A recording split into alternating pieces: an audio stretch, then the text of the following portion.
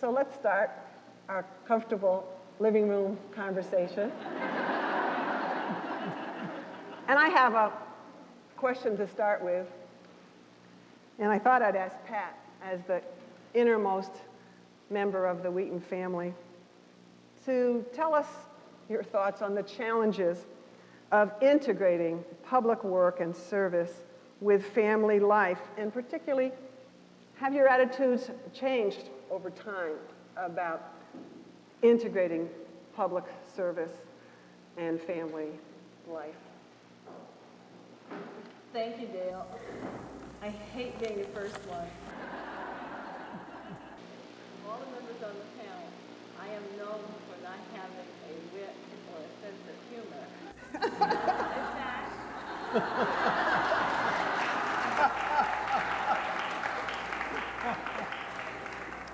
In fact, one of my fellow trustees came up to me today and said, "It was so wonderful to hear you tell stories yesterday, Pat, because I've never seen you laugh before." That's the end of the laughing. You will not be permitted to laugh, forgive me. I think the challenge is to be creative, because one of the things that I've learned over the years has been that I couldn't possibly anticipate all the conflicts between the things I wanted to do in my professional life and public life and be a good mother and spouse at the same time. So everything was take it a day at a time, beginning with how do you breastfeed and teach law at Georgetown simultaneously? Rather carefully, I think. Very carefully.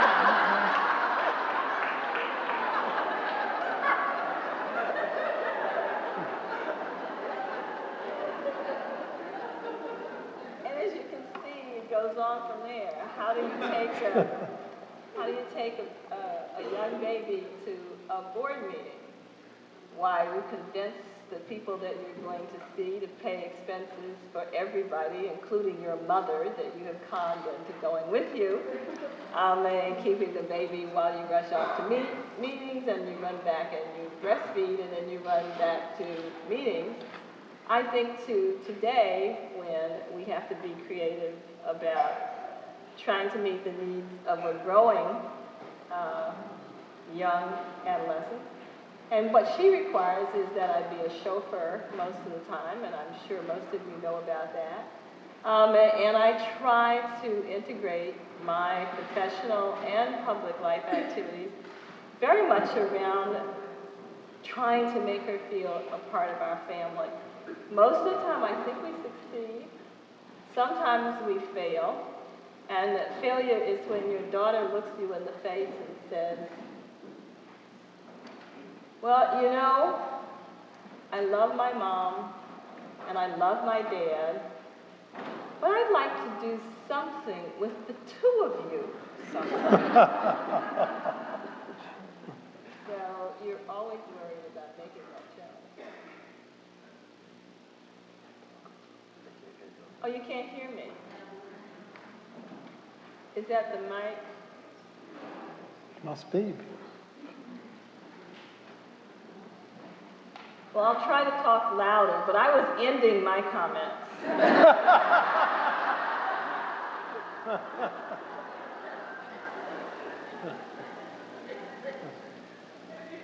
I really find it a lot easier to integrate my public life and my private life because I like to do a lot of stuff. And people ask me, would you do this? Would you do that? Would you help us do this? And I get all excited. And I think, oh boy, I'm going to do this or that. And then it gets integrated when I say, honey, so-and-so called and said, would I be on this board? And she said, no. That's how I integrate my public life and my private.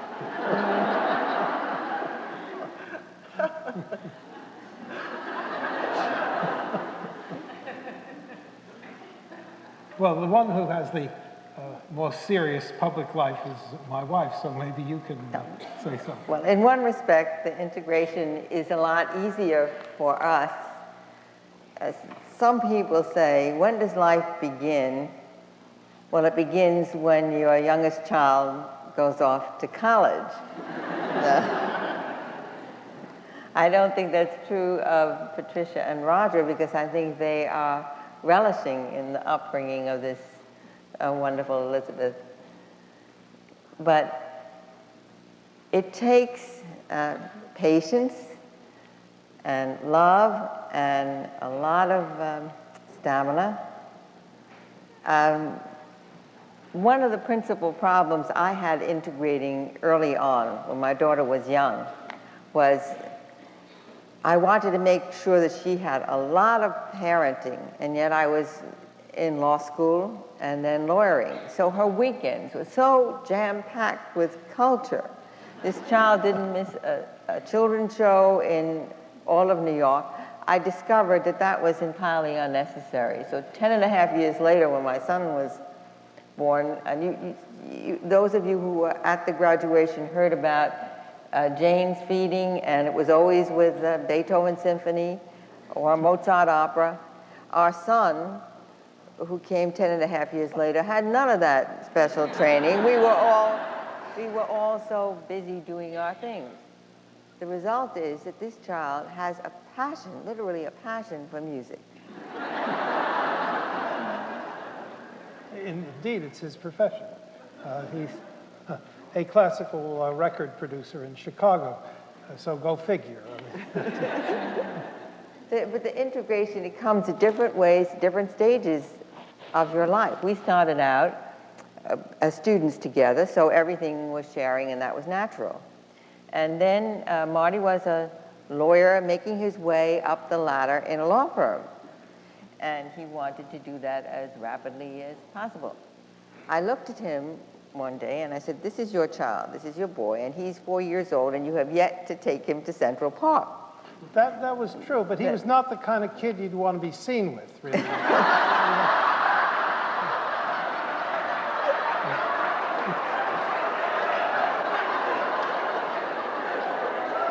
I've got to say this worked better with you than it worked with her.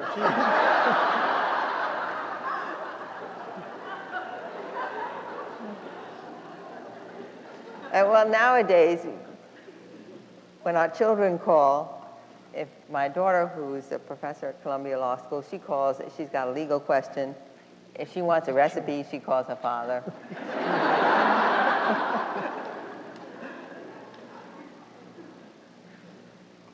You want to say a little more about the Central Park? No, I told the truth. Yes, I took him to Central Park after that. Oh, and another story about that time, I'm sure will be familiar to many people here. My son was what might be called a lively child. And I prefer that word to hyperactive. And I was called to his school regularly by the principal because she wanted me to be aware of this latest escapade, perhaps to make me feel a little guilty. So one day, when I was very tired, I said to the head of the school, "This child has 2 parents. Please alternate calls, and it's his father's turn." And I'll let you tell what happened when you got to the school. Yeah, well, I wasn't really wildly enthusiastic about this, but I didn't recall getting a vote on it. Within days, there was a telephone call that got me out of some meeting, and I said, "Yes, and you've got to come right down to the school." And I said, "My God, what did he do?" And they said, "You've got to come right down to the school. You don't know what it is. You drop everything, you go down." I've reported to the head something or other's office, and there were these 3 stone heads sitting there, and they just looked at me, and I looked at them, and I said again, "My God, what did he do?" And one of these heads said, "He stole the elevator." Now, he was 8 years old. So quite reasonably, I said, in the same tone, "How far did he take it?" Anyway, they stopped calling us. get any better, but they stopped calling. And so because in those days, in the 60s, people were much more reluctant to take a father away from his work than a mother away from hers. So although there was no quick change in this child's behavior, the school managed to cope with it. Did you ever figure out?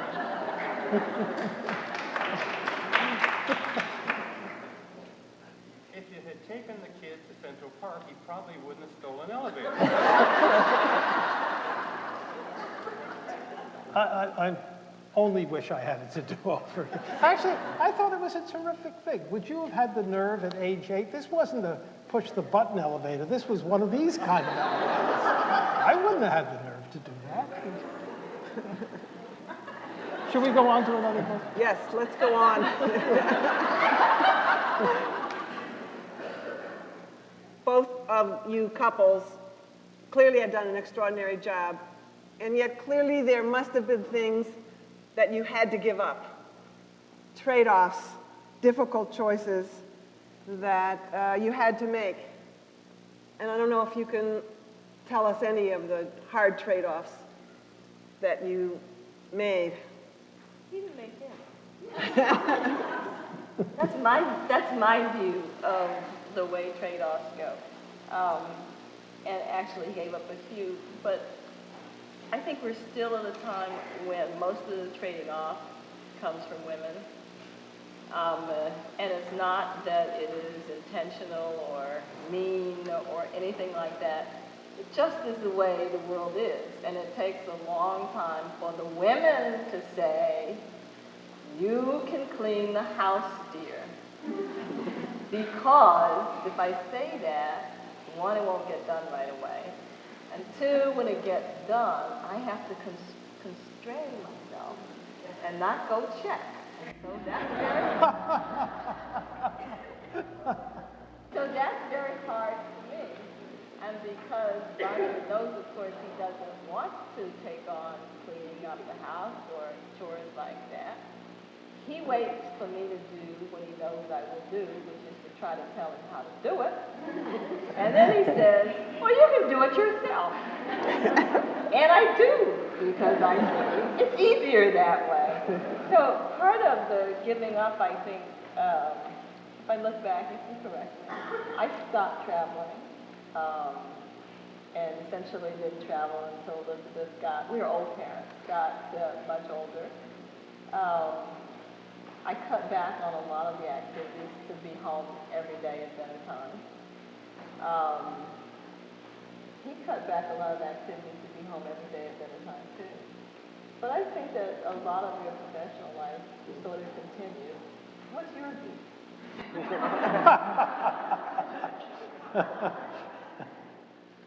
I think I want to go home. I'm surprised you still think you have one.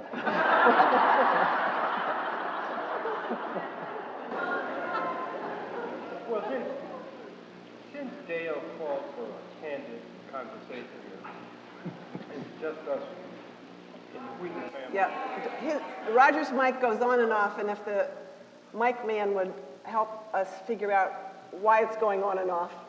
Because I didn't want to answer the question.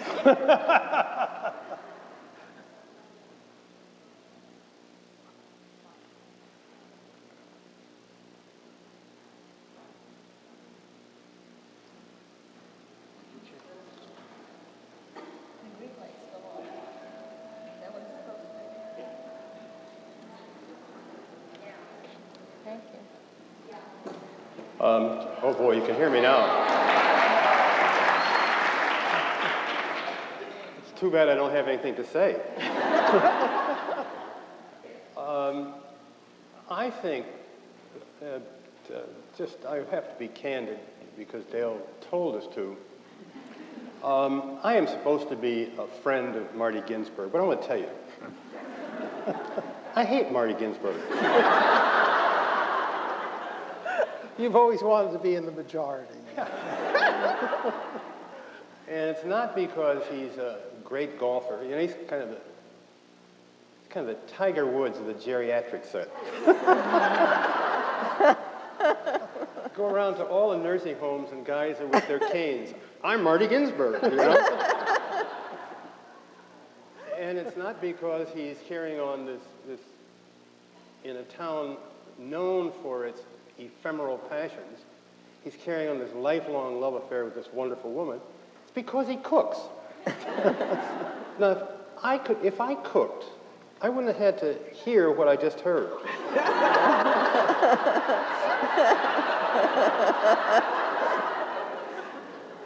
But the culture in Black America, you know, everybody says, I want to be like Mike. I want to be like Mike. In my house, it's, why can't you be like Marty? I do really think that, I mean, I have great regrets, really, that I was born into the old culture. And it was particularly strong in the Black community. I mean, when I wanted to learn how to cook when I was a kid, my grandmother just ran me out of the kitchen. That's not what men do. This is not how I'm going to raise you. You can go out and cut the grass or go scrub the floor someplace, but you will not cook. And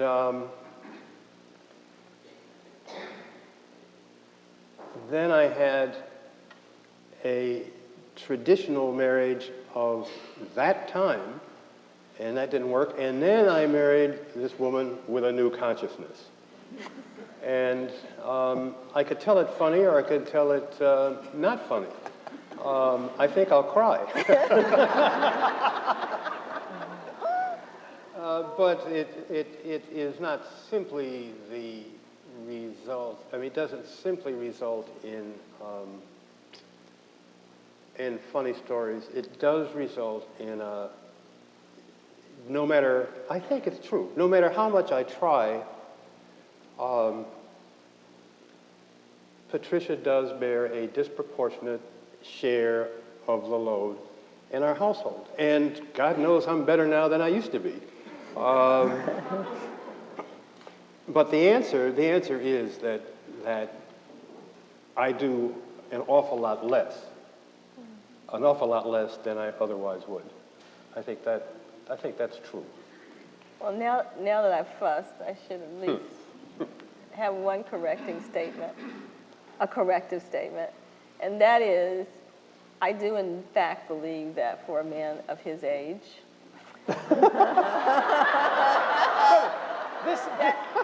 This is the nice part? At least you could say of his and Marty's age. but you don't want me to compare you. That I must say, I find them extraordinary.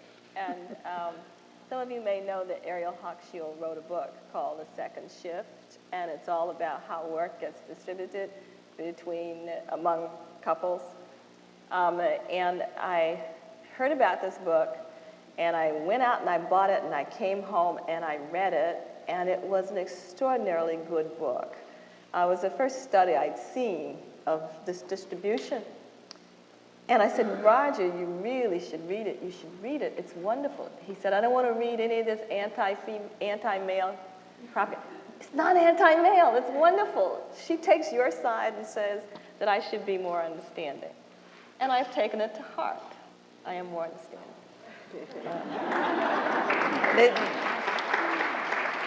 If I can say something about trade-offs, sometimes you don't have to trade off. And I'm thinking of the statement of a great lady that you referred to. Her name is Rita Levi-Montalcini. She's a Nobel Prize winner in medicine. And she was commenting on a poem by William Butler Yeats that says, in life one must choose either perfection of the life or of the work. You cannot have both. And she said, I've been reflecting on my life now of over 80 years, and I've decided that I have achieved neither perfection of the life nor perfection of the work, but in the imperfect ways I have carried on my life and my work, I have derive inestimable joy. So I have come to the conclusion that the natural state of humankind is not perfection, but imperfection.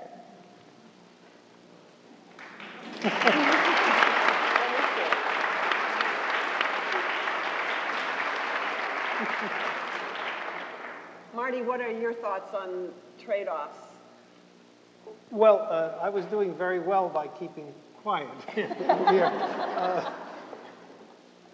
We were, as my wife said earlier, we were lucky in that when we were first married, we were young and in circumstances in which there was really no difference to what we were doing.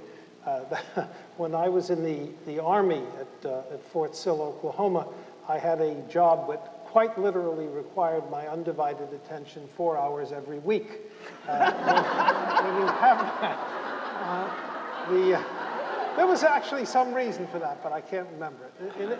In any event, you may as well just share jobs and tasks and do not each one doing half the same thing, but doing whatever you did a little bit better or liked a little bit more or disliked a little less.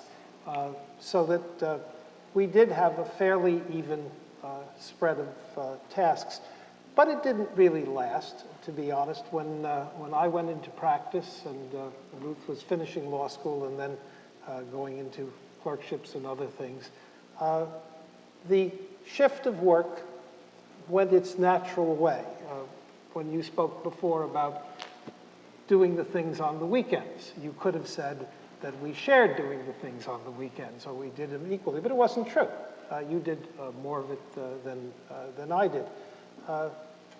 I look back on that and I say that was unfortunate, but it was also sort of the way things were. I think where we may have been a little bit different is that every time there was a decision to be made that mattered, where shall we live, Washington or New York, it was always a very easy choice. We stay in New York, I stay teaching at Columbia. We go to Washington, she's a judge of the United States Court of Appeals. That's not a tough decision to make. And so it was that the decisions always came out to be, if you like, gender neutral. They were whatever made sense, and it would make sense as much to do things that were convenient for Ruth as it was for me. That's good luck. And that then colors how you do everything. I wanted to throw in many of the experiences you've been describing are widely shared. Your lives, though, took on a different dimension because of being in the public spotlight. I wondered if you could talk a little bit about how you protect yourself from the distortions of the public spotlight. As you were saying, the unrelenting criticism that your children see, that your spouse sees, and that you can't go, and that this applies to both of you as well, you can't go to any party that someone's not sidling up to you and asking for some kind of improper favor. Those kinds of distortions that come in the public spotlight. Well, the biggest distortion that ever happened was one time when Elizabeth was about 6. We were having dinner one night, and in the middle of a conversation about anything, she just looked at me and said, quite matter-of-factly, "Daddy, are you important?" And I stammered something and said, I think the answer was essentially no. And that was the end of it, and that's her view of it.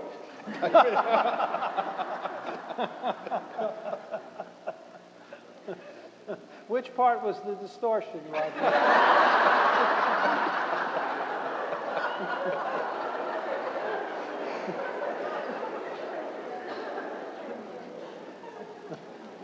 Well, Roger spent a lot of his days on the press side, so the most conspicuous distortion is what's written about you in the press.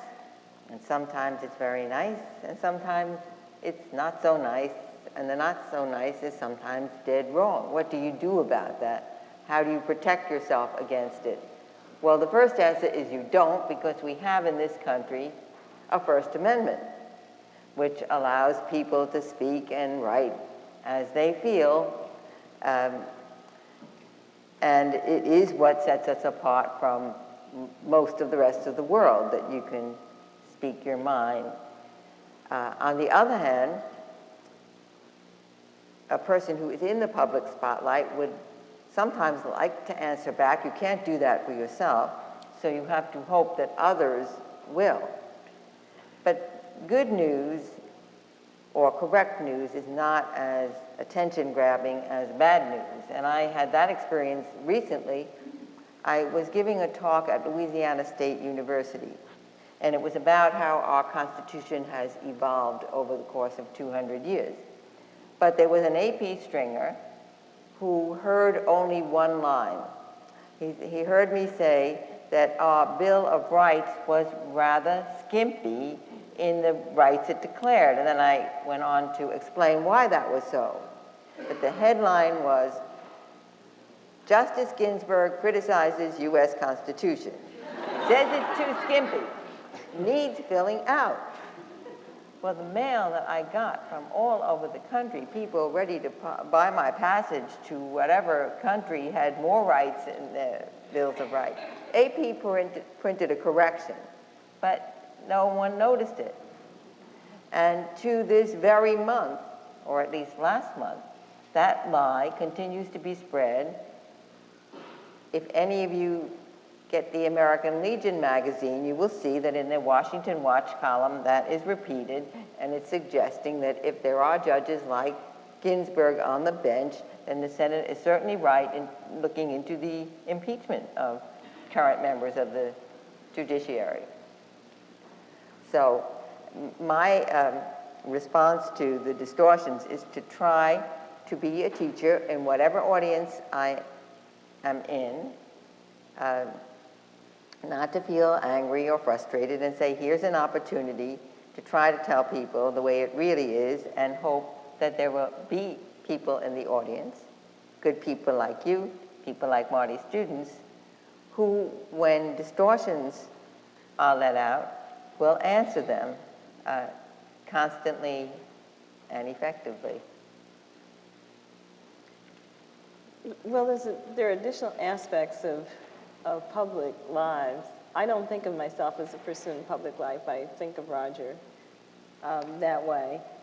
And it creates complications for family, and it creates complications in some ways for marriage. Roger, for example, takes a lot of public stands that are unpopular, to say the least sometimes. And he's quite firm in his criticisms of public figures that he thinks are not living up to the standards that they should live up to. Never Ruth. Yet.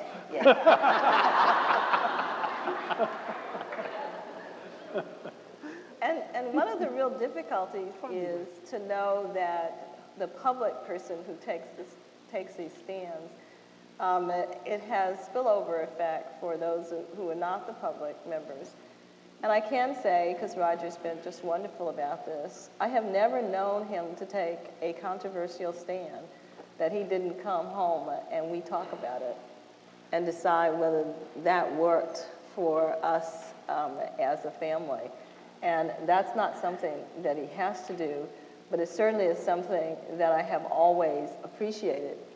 The other aspects are that if you're a public figure, it's awfully hard to have a private life. And if you're a person who likes privacy, as I am, that may create some conflict. But this was resolved early, because when Roger participated in Jesse Jackson's first campaign in 1984, any of you who know anything about Jesse Jackson know that he does not sleep. I figured maybe 2 or 3 hours a night, and the rest of the time he's on the telephone at all day times of the day and night. And this happened once too often, and we had a 1-year-old child.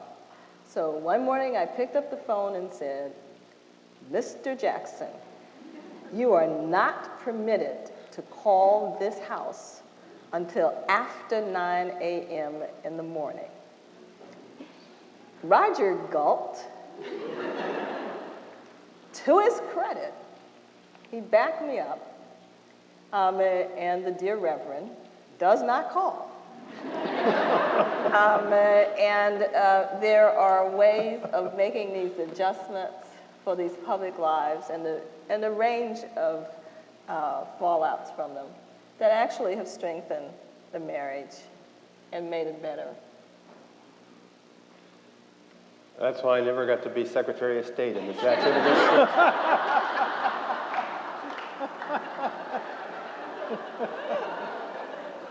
That's a trade-off. Martin, how would you describe it? Well, I wouldn't. I've been waiting for 64 years, 11 months and something for the public spotlight to hit so I could be distorted, but I'm still waiting. So that's it. I'm just going to push a little here. There are only 2 men in the world, at least in the U.S., who are the husbands of Supreme Court justices, and I think there are special pleasures and pains of being that kind of pioneer. Oh, that's an enormous pleasure. You get invited to many more places than that seems obvious, doesn't it? Actually, John O'Connor and I are good friends, and we are among the relatively small, but I hope growing membership of the Dennis Thatcher Society. There is one, and someone asked me about this yesterday. I once, when I was elected to this, it's not a big election, but I did ask our then leader exactly how do you qualify for the Dennis Thatcher Society. Not that I was objecting, and he said, it's quite simple. Your wife has a job which deep in your heart you wish you had.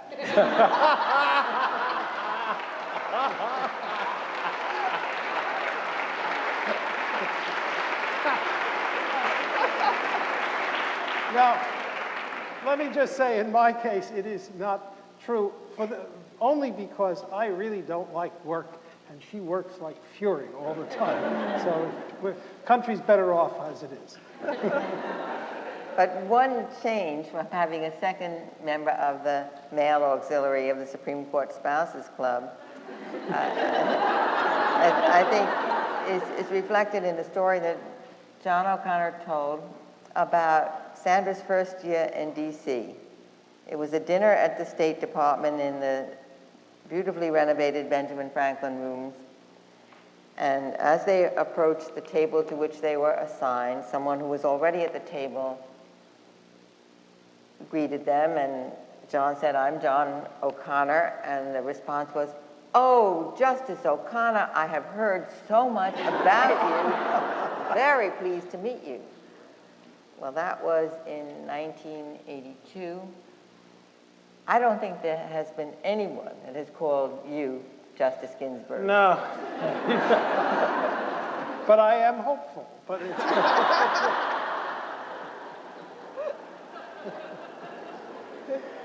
And when you think of the law clerks at the court, I'd say about a third of them are women now.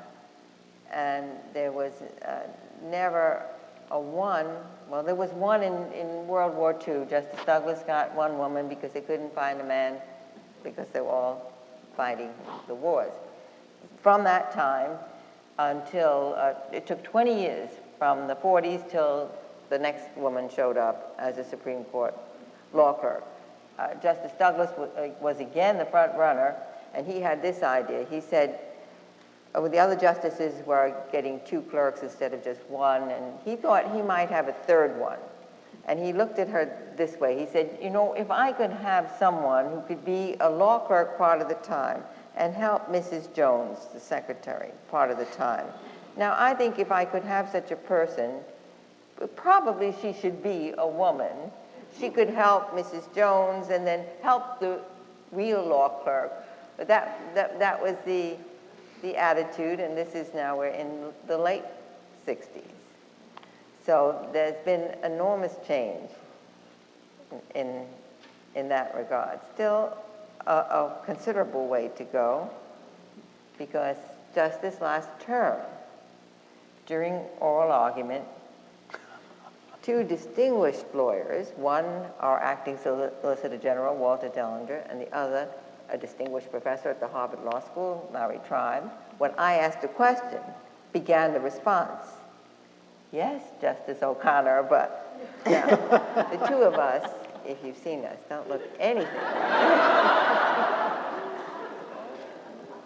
it was a mindset. Yes, we know there's a woman there, and we know her name. And they all look alike.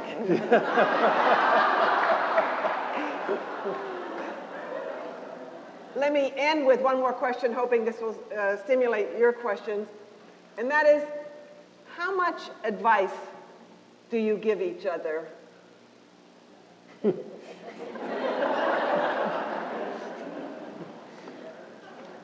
Well, may I start? As a general rule, my wife does not give me any advice about cooking, and I do not give her any advice about the law. This seems to work quite well on both sides.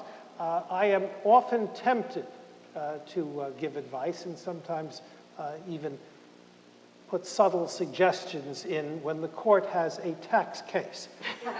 You cannot imagine how bad, unless you are an experienced lawyer, how bad the court is with tax cases. It is dreadful, with respect, but it is dreadful.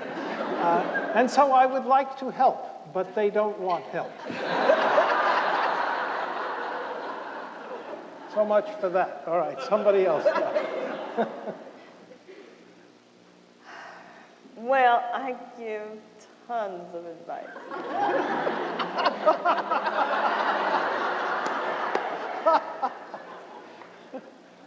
And it's gotten so bad, I have to repeat it 3 or 4 times. Because You heard what because Ruth's they mother-in-law said. because they both tune me out. So if it's really, really important, I may have to come back for a 3rd term. Third time. I cannot help myself. I try to do better, but I'm hopeless. Now I've taken his thunder, because he was really going to tell you how bad I am. No, I seek her advice on important things, and I listen to it because she is not only intelligent and wise, but she knows me through and through, and she's in my corner. So that the advice is not only substantive, but it also is wise about the limits of my capacities, what I'm good at, what I'm bad at. And that advice I really welcome and I treasure. I would say another thing about this public-private and the partnership and the collaboration. Most of my professional life is teaching history, but most of my extracurricular life is either involved with race or with foreign affairs, particularly with respect to Africa. And it is really seamless. It's what my family always has done. We just do service. That's what you're raised to do. That's what you see your mother and your dad and your aunts and uncles do, and so you just do it. One of my adult children is just like that. And I would say that for all our banter, that one of the things that really makes our partnership, our marriage, enormously strong is that in addition to the love, there is a profound, each of us has profound respect for the other's integrity. And the other's, even though we don't always agree, the other's really commitment to the values of justice and decency. I think Patricia said probably the nicest thing that's ever been said to me. I won't tell the whole story, but kind of as a fluke, I had a 35-minute telephone conversation with President Reagan one day when I was supposed to be writing a book up in northern Michigan. And he called me essentially to complain about something I'd written in the newspaper, and then we got on to his tax policy. And we had a disagreement about his tax policy for 25 minutes or so. And when I hung up, Patricia, of course, realized who I was talking to, and she came right to the door, and she was standing listening to every word. And when I hung up, she looked at me and she shook her head and said, "There you were talking to the President of the United States, and you didn't give up 1 inch of your honor." When your wife says that to you, and she is somebody whose own honor and integrity you believe in to your soul, well, I've been feeding on that for 10 years.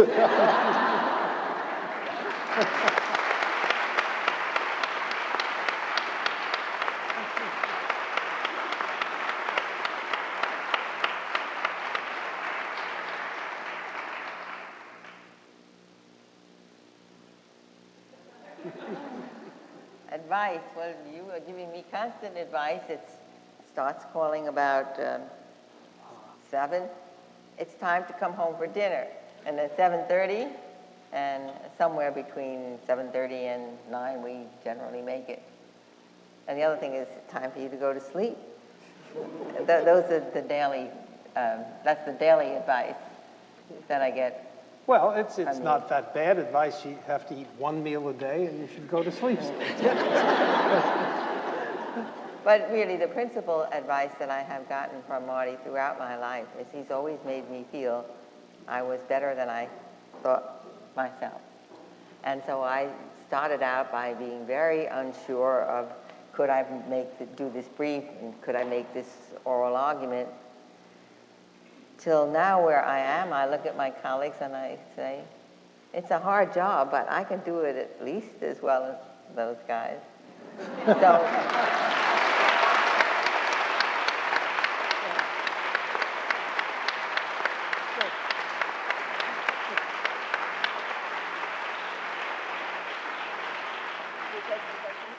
now we'll take some questions.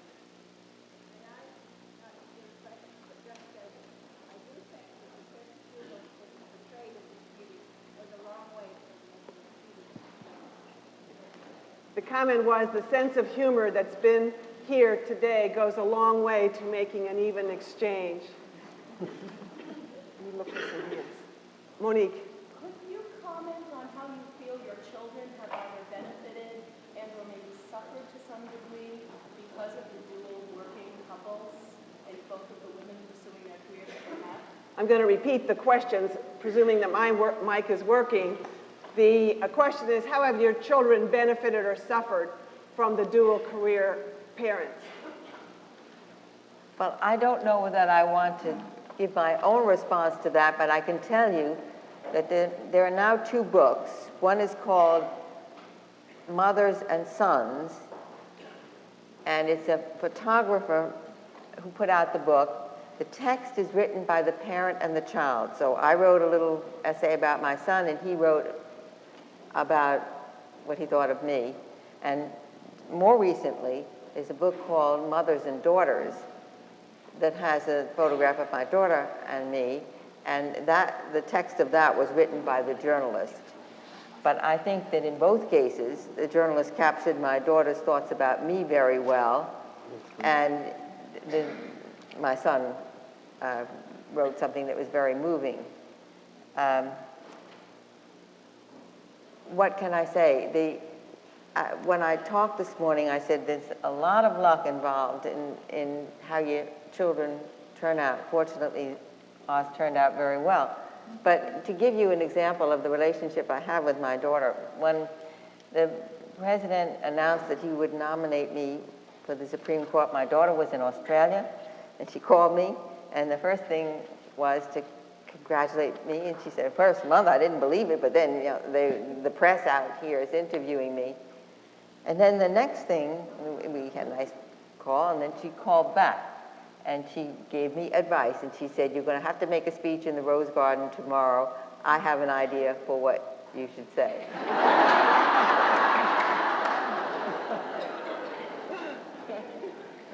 And may I, what the advice, which was wonderful because my wife used it, was she said, remember what was written in my Brearley yearbook, her high school yearbook. And that was the line in which it said, what is your hope? Your ambition. Jane's ambition to see her mother appointed to the Supreme Court. Comment, if necessary, Jane will appoint her.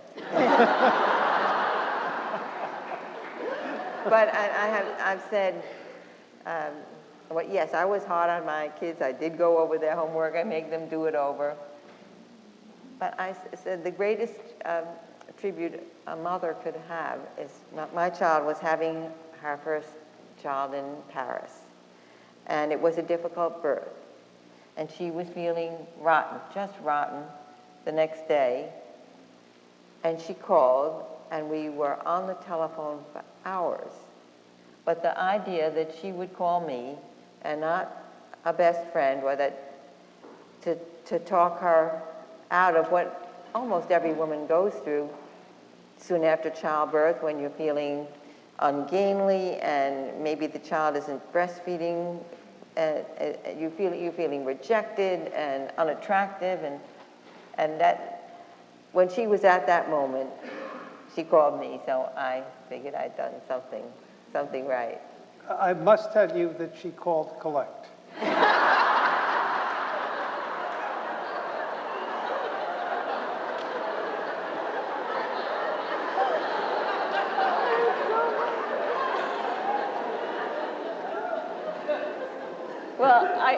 Well, she did. I think I envy Ruth and Marty because Jane is obviously an adult with children of her own.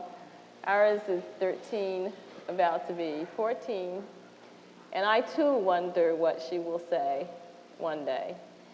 And when you're going through it, there are only a few things that you can say to yourself, I think. I was raised by a single parent who worked very hard to take care of 2 kids. And she did not always meet my expectations of mother. But I learned as I grew older that she loved me, and she did whatever she could do within those constraints. We were her priorities. So what I try to do, whether we succeed or not, is to let her know that she is our priority. And she does, in fact, see that, because there are times when we reshape our lives because it's something that's important for her. And we try to tell her that it is important to work in communities and to give back. And it's very important to be a good parent to your children. And we try to do both. We'll see. I think so far it looks good, but we're early. But what touched me, and it has to do with Roger, is some Sidwell parents did a book on leaders in the civil rights movement and the children of those leaders in the civil rights movement, in which the child interviewed the adult. And there was a picture taken, and it's a written script, and there was a picture taken of the child and the adult. And Elizabeth interviewed her father, and their pictures were taken at the Lincoln Memorial. And she considers that, at least she said so, one of the very special times in her life. And I think it was special because there was a connection across generations. So there are some good things, and there's some downsides. You just don't know. We have to wait to see how it all comes out in the wash. The downside now is, given the schedules of our guests and the Alumni Association, I don't think I'm going to be able to take any more questions. But I think we have seen an incredible example of the Wheaton family and the importance of education in people's lives, and the education that you are doing within your families, within your work, within your service, and with us is truly exquisite. It's been a treat for all of us.